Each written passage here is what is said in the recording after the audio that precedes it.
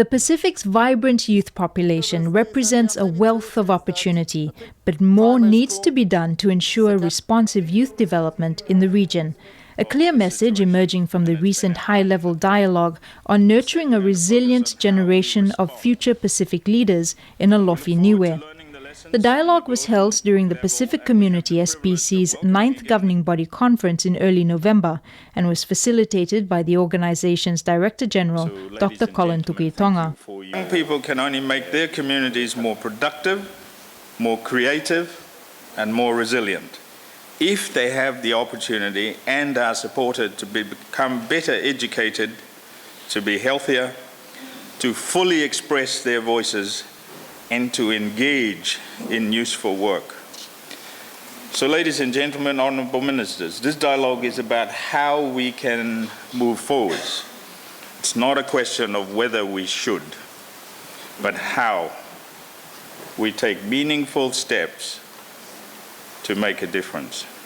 In his second visit to the Pacific, the United Nations Secretary-General's envoy on youth joined Pacific community members, youth representatives and development partners to explore opportunities to increase investment towards a range of issues affecting Pacific youth, including non-communicable diseases, climate change and employment.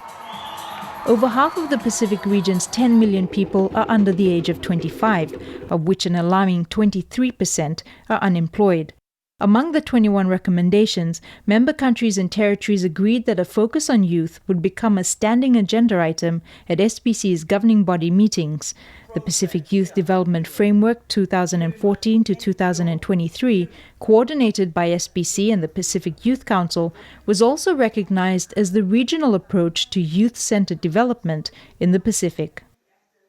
We're talking about more than 5 million current and upcoming brilliant minds that have the potential to transform the region.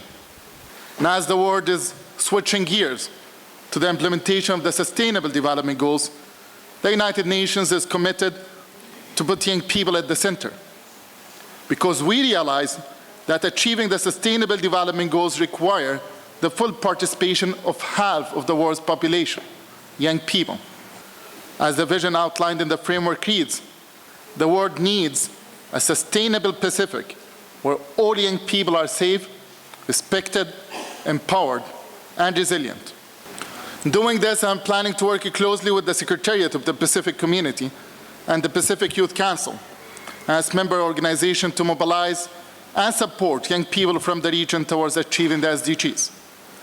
Pacific government representatives also discussed current efforts being implemented to mobilize youth development at the national and regional level and expressed great appreciation at the valuable insight provided by Pacific youth through a statement delivered at the dialogue by the Pacific Youth Council.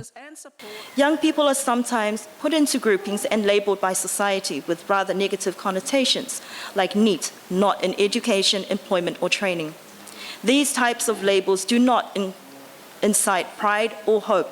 But if you can see it from our perspective, these young people are actually potential game changers of the economy. Youth across the Pacific are taking the lead in climate actions and solutions with youth-led movements like the Pacific Climate Warriors from the 350.org networks.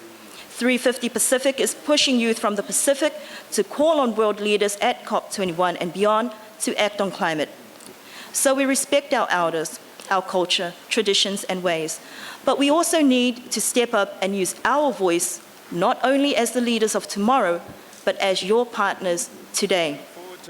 The Pacific Community's 9th conference concluded on 5th November. Lauren Robinson, SPC News.